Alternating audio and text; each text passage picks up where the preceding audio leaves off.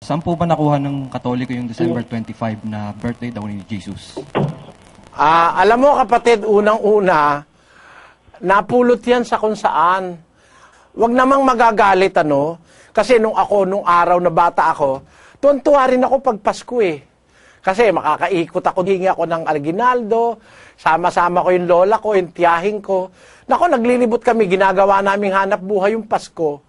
Sahod ng kamay doon sa mga ninong, sa mga lolo, yon. Nung araw na maliit ako, ganon. Siguro mga 7, 6 na taon ako noon.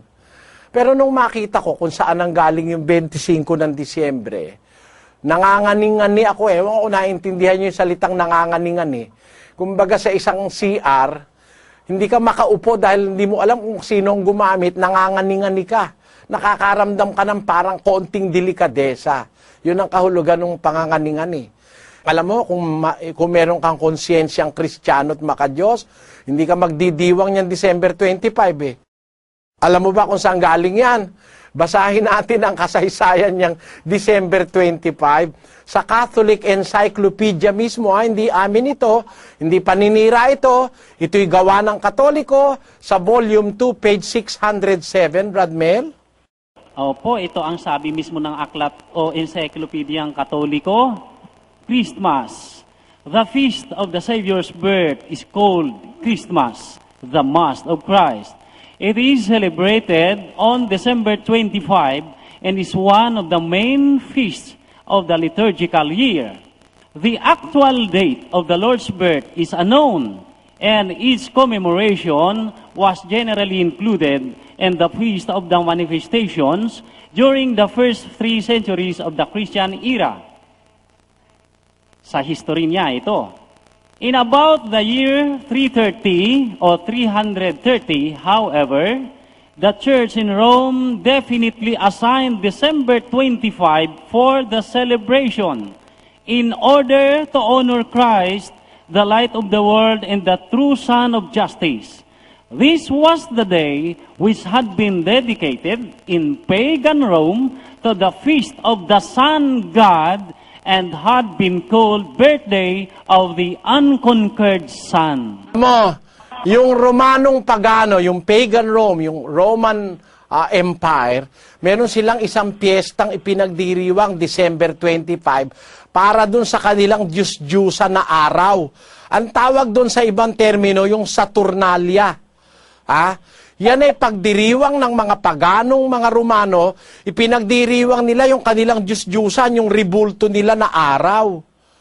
Biro mong ginawa ng Papa sa Roma, itinapat naman doon yung pagdiriwang ng kaarawan ni Kristo. Para kung halimbawa, yung mga Romanong pagano ay nagdiriwang ng kanilang Diyos-Diyusan, yun daw namang mga Katoliko, magdiwang naman nung birthday daw ni Kristo. Pinagsabay.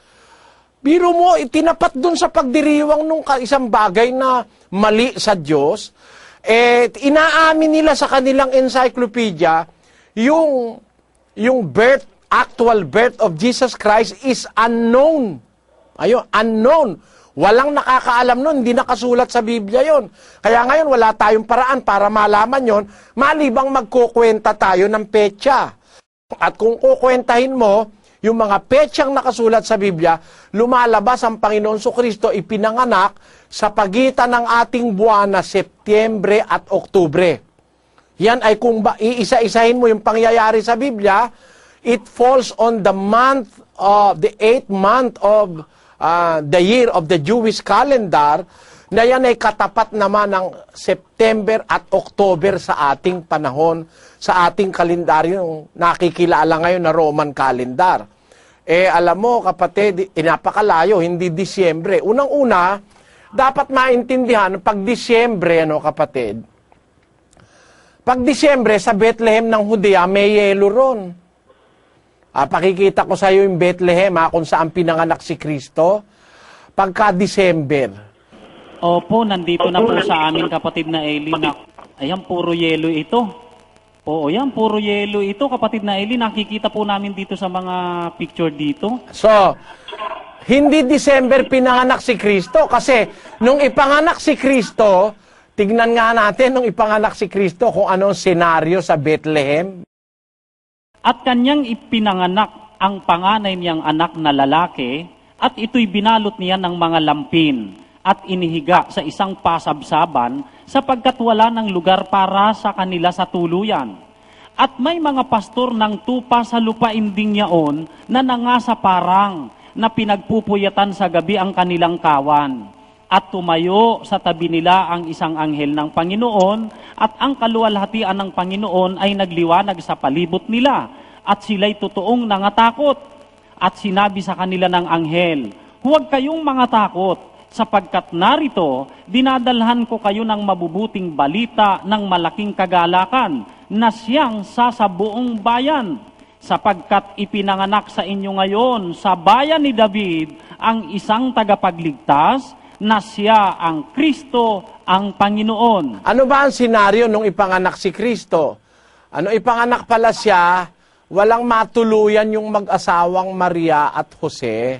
Kaya sila'y napilitan na si Kristo ipanganak sa isang lugar ng kulungan ng hayop.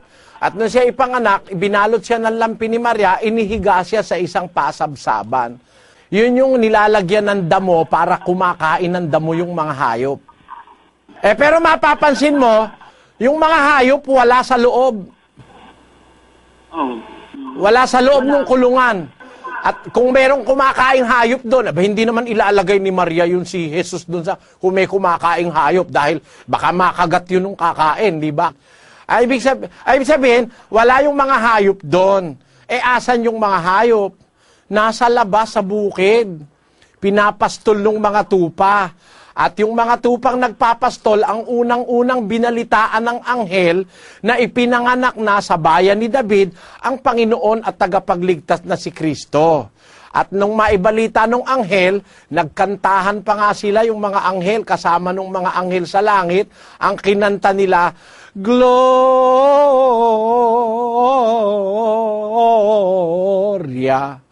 in excelsis Deo. Ayun, yun ang kinanta nila eh. Ang katunayan, basahin mo yun sa versikulo 13. At biglang nakisama sa anghel ang isang karamihang hukbo ng langit na nangagpupuri sa Diyos at nangagsasabi, "Luwalhati sa Diyos sa kataas-taasan at sa lupay kapayapaan sa mga taong kinalulugdan niya." Yan. Ang sabi dun sa English version sa 13 and 14, and suddenly there was with the angel a multitude of heavenly hosts praising God and saying, "Glory to God in the highest, and on earth peace, goodwill toward men." Yan ang kinakanta nila, no? Ngayon. Kailan nangyari yan? Doon sa mga pastor, nakita ng pastor yan. Yung pastor nasa parang pinagpupuyatan sa gabi yung kanilang mga tupa. Ang liwanag sa 2:8 eh.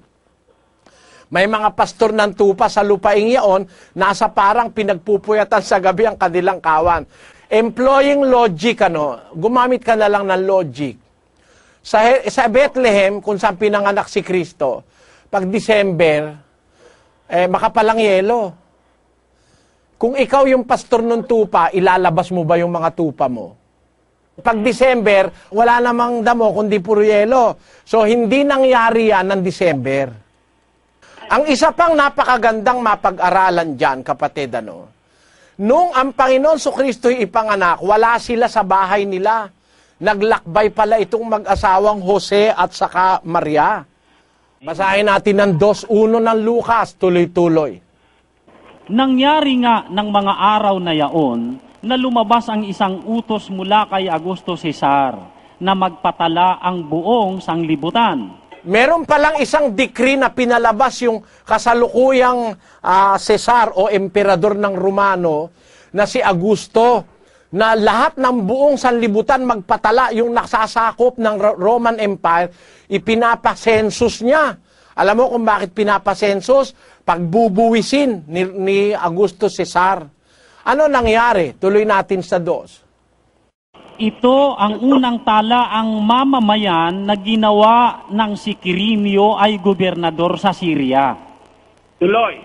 At nagsisiparoon ang lahat upang sila'y mga tala, bawat isa sa kanyang sariling bayan. At si Jose naman ay umahon mula sa Galilea, mula sa bayan ng Nazaret, hanggang sa Judea, sa bayan ni David, na kung tawagi Bethlehem, sapagkat siya'y sa angkan at sa lahi ni David, upang patala siya, pati ni Maria, na mag-aasawa sa kanya na kasalukuyang kagampan. At nangyari, samantalang sila'y nangaroroon, at naganap ang mga kaarawang dapat siyang manganak. At kanyang ipinanganak ang panganay niyang anak na lalaki. At ito'y binalot niya ng mga lampin at inihiga sa isang pasabsaban sapagkat wala ng lugar para sa kanila sa tuluyan. Ayan. So, nangyari pala yung pagkapanganak kay Kristo nung panahong sinusunod ng mga tao yung utos ni Augusto Cesar na emperador ng Roma. Matatakot ka kasi emperador ang may utos eh. Kaya kahit nakagampan ka, lalayas ka sa bahay mo at magpapatala ka. Nagpunta sila sa Bethlehem, sa bayan ni David, para magpatala sapagkat siya'y nasa angkan ni David. Doon sila kailangan pumuntang patala sa lahi ni David. Doon sa registry ng lahi ni David, sa Bethlehem yon. Doon siya nagpatala. Wala lamang tao, lalo na yung Augusto Cesar na emperador Romano, yung utos niyang magpatala yung mga tao ay kasalukuyang winter. Abay, pagka hindi nagkadulas-dulas sa yelo yung mga sasakyan mong mga hayop eh. At matalinong tao yan si Augusto Cesar, kaya nga gusto niyang ma-tax yung mga tao, pinagawa niya ng census eh. Kaya hindi nangyari yan ng December. Araw kasi, gustong-gusto kong kinakanta yung The first Noel, Noel, Noel, born is the King of Israel. Ang ganda nun, ganda lang melody. Kaya lang, tinan mo ha, sabi niya, the first Noel, the angel did say, was to certain poor shepherds in fields as they lay. Okay yun eh, okay. Tama yung salita dyan eh, yung first Noel, unang mabuting balita. Yung Noel kasi, sa German, ang kahulugan nun, mabuting balita. At yung mabuting balita, ang unang nakatanggap nun, mga pastor. Ang nakaalam na unang-una na ipinanganak na si Kristo, mga pastor, ibinalita nung anghel. Alam mo kung saan naganap yung pagbabalita? Saan po yun? Sa bukid. Samantalang pinagpupuyatan nila yung kanilang mga hayop, pinakakain nila sa gabi sa bukid. So, doon nangyari yung first Noel. Doon nangyari yung pagbabalita ng mabuting balita na ipinanganak na yung hinihintay na Kristo o Mesyas. Ayon, tama yung unang bahagi ng kante. The first Noel, the angels did say, was to certain poor shepherds in fields as they lay.